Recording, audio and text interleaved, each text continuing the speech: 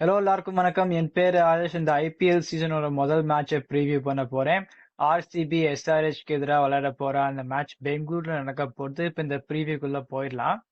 Conditions ஆரம்பிச்சோம்னா, போன வருஷத்துல 4 20 ஓவர் மேட்ச் இருந்தது. ஒரு மேட்ச் 14 ஓவர் இன்னிங்ஸா விளையாடினா ஸ்டாட்ஸ் எப்படி போகும்னா, பேட்டிங் ஃபர்ஸ்ட் 2 ஜெயிச்சது, பேட்டிங் செகண்ட் 2 ஜெயிச்சது, average first inning score 188, average second inning score 186, pace economy 10.58, spin economy 8.97, space wickets 30, spin wickets 12.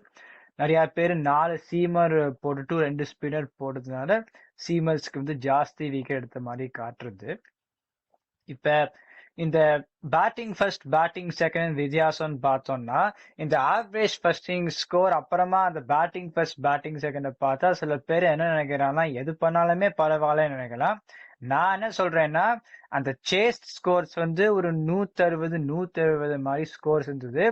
200 அடிச்சா 2 தடவை க்ளோஸா அந்த ரெண்டாவது match CSK vs RCB defended த ஸ்கோர் 213. அப்புறமா 205 194 ஆர்சிபி பீட் ராஜஸ்தான் ராயல்ஸ்ங்கிறதுனால நான் என்ன சொல்லுவேன்னா, டாஸ் ஜெயிச்சா பேட்டிங் ஃபர்ஸ்ட் தான் அந்த வென்யூல பண்ணணும். போன வருஷம் சில மேட்சஸ்ல பிச்சை கொஞ்சம் ஸ்லோ பண்ண மாதிரி இருந்தது. ஸ்பின்னர்ஸ் ஃபாஸ்ட் பவுலர்ஸோட எக்கானமி ரேட் ஒன்றும் நன்னாவே இருக்கு. என்ன சொல்லுவேன்னா, நன்னா போடுற ஸ்பின்னர்ஸை வச்சிருந்தா you can still succeed at this venue. இப்ப பிளேயிங் 11க்குள்ள போயிடலாம். ஆர்சிபியோட 11 பார்த்தோம்னா அப்படிதான் நான் போவேன். Phil Salt, Virat Kohli, Jacob Bethell, Rajat Patidar, Tim David, Jitesh Sharma, Krunal Pandya, Mangesh Yadav, Bhuvneshwar Kumar, Jacob Duffy, Rasikh Salam, impact sub, Suyash Sharma. இந்த பவுலிங்க பார்த்தோம்னா, இப்ப ஜோஷ் ஹேசல்வுட் எப்ப விளையாட போறதுன்னு தெரியல. நுவான் துஷாராக்கு என்ஓசி கிடைக்கல. ஜேக்கப் டஃபி இந்தியாவுக்கு எதிராக அந்த சீரீஸ் விளையாடுச்சு. அப்புறமா அந்த T20 வேர்ல்ட் கப்லயும் பார்த்தோம்னா கொஞ்சம் பயத்துல போடுற மாதிரி தெரிஞ்சது. அந்த கான்பிடன்ஸ் இருக்கிற மாதிரி எனக்கு தெரியல.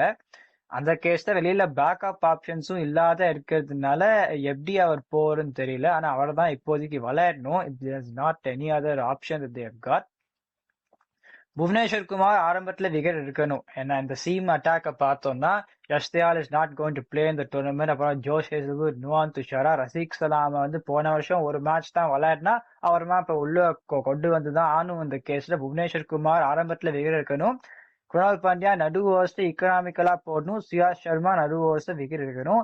அந்த 3 பேர் தான் is going to be the ones is going to dictate this bowling. ஆனா பேட்டிங் பார்க்கறதுக்கு நல்லா இருக்கு. இந்த ஓவர்சீஸ் ஸ்லாட்ல எப்படி சௌரியம் வந்திருக்குன்னா, மங்கேஷ் யாதவ வாங்கியிருந்திருக்கா. ஸோ ரொமாரியோ ஷெப்பர் எப்படின்னா முக்காவாசி நம்பர் 8 விளையாடுற ஒரு பேட்ஸ்மேன். அப்புறமா பவுலிங் 2 ஓவர் ஏமாத்தி போடுவர். பவுலிங்ல மேட்ச் ஜெயிச்சு கொடுக்க போடுறா இல்ல பேட்டிங் நம்பர் 8 இறங்கினா எல்லாருமே அவுட் ஆயிட்டு அவர் இறங்குறன்னு அர்த்தம். ஸோ மங்கேஷ் யாதவ் விளையாடினா ஜேக்கப் பெதல் T20 வேர்ல்ட் கப்ல ரொம்ப நல்லா விளையாடினார். அதான் வெங்கடேஷ் ஐயர் 7 கோடி கொடுத்து வாங்கியிருந்திருக்கா. ஆனா நான் ஜேக்கப் பெதல் நம்பர் 3 தான் நான் விளையாடுவேன். ஸோ இந்த மாதிரி டீமுக்கு தான் நான் போவேன். பேட்டிங் பார்க்கறதுக்கு நல்லா இருக்கு. பவுலிங் எந்த அளவுக்கு அடாப்ட் பண்ண நான் சொன்ன 3 பேர் மேலதான் இருக்கு. SRH ஒரு 11 நான் எப்படி போவேன்னா, Abhishek Sharma, Travis Head, Ishan Kishan, Heinrich Klaasen, Nitish Kumar Reddy, Smriti Ravichandran, Brydon Carse, Harsh Dubey, Shivam Mavi, Eshan Malinga, Zeeshan Ansari, impacts of Aniket Varma और ஹர்ஷால் பட்டேல் और பிரஃபுல் ஹிங்கே. இப்ப பவுலிங் முன்னாடியே நான் சொல்லியிருந்திருக்கேன், இந்த டீமுக்கு இன்னும் அந்த ஸ்டாண்ட் அவுட் நேம்ஸ் வாங்கணும்னு சொன்னேன். ஒரு ஆண்ட்ரிக் நோக்கிய மாதிரி ஒரு பவுலர் அவ வாங்கல. பேட் கமின்ஸ் முதல் 7 மேட்ச் விளையாட போறது கிடையாது.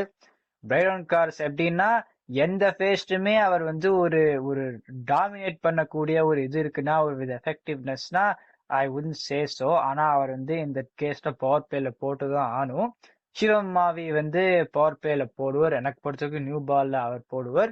இஷான் மலிங்கா ஒரு டிஃபென்சிவ் பவுலர், எல்லா ஃபேஸ்டுமே போடலாம். ஆனா ஒரு ஒஃபென்சிவ் பவுலர் கிடையாது. ஸோ பவர் பிளே பவுலிங்ல இந்த டீம் கொஞ்சம் கஷ்டம் படும்.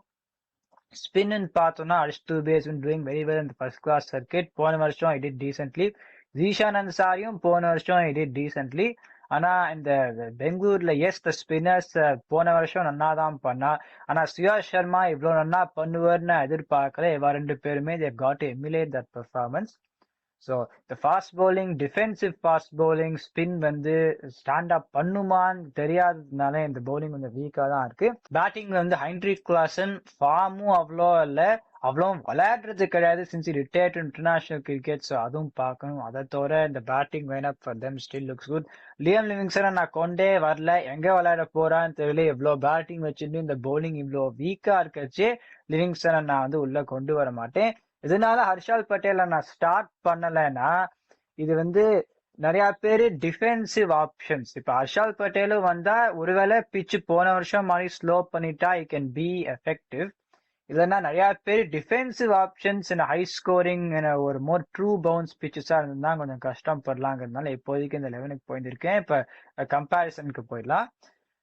பெங்களூர்ல ஆரம்பத்துல அலையும் 45 for 1 எந்த டீம் வரலான்னு பார்த்தோம்னா ஆர்சிபிக்கு Phil Salt, Virat Kohli, Jacob Bethell, Rajat Patidar.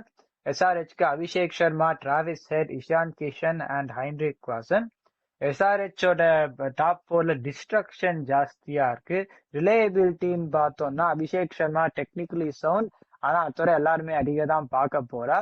Henrik கிளாசனும் அளவுக்கு டெக்னிக்கலி சவுண்ட் தான், ஆனா ஃபார்ம்ல அவ்வளோ இல்லை. ஃபில் சால்ட் அதிக பார்க்க போற. Virat Kohli will be technically sound, Jacob பெதலும் டெக்னிக்கலி சவுண்ட், பத்திதாரும் சவுண்டுங்கிறதுனால அந்த பவர் பிளே பேட்டிங் எட்ஜ் ஆர்சிபிக்கு இருக்கு. அதுக்கப்புறம் மிடில் ஆர்டர்னு பார்த்தோம்னா டிம் டேவிட், ஜிதேஷ் சர்மா, குணால் பாண்டியா, மங்கேஷ் யாதவ். எஸ்ஆர்ஹெச்சுக்கு நிதிஷ்குமார் ரெட்டி, ஸ்வர்ண ரவிச்சந்திரன், பிரைடன் காஸ். ரெண்டு பேருக்குமே என்ன சொல்றது, கடைசியில they've got bowlers who can bat. ஆனா டெப்த் அவ்வளோ இருக்குன்னு நான் சொல்ல மாட்டேன், but they've got decent bowlers who can bat. although Krunal Pandya versus Brydon Krishna, yes, you could say Krunal Pandya, but Tim David, Jitesh Sharma, Nitish Kumar, Swarna Revichandran, slightly I would say the explosiveness is for RCB.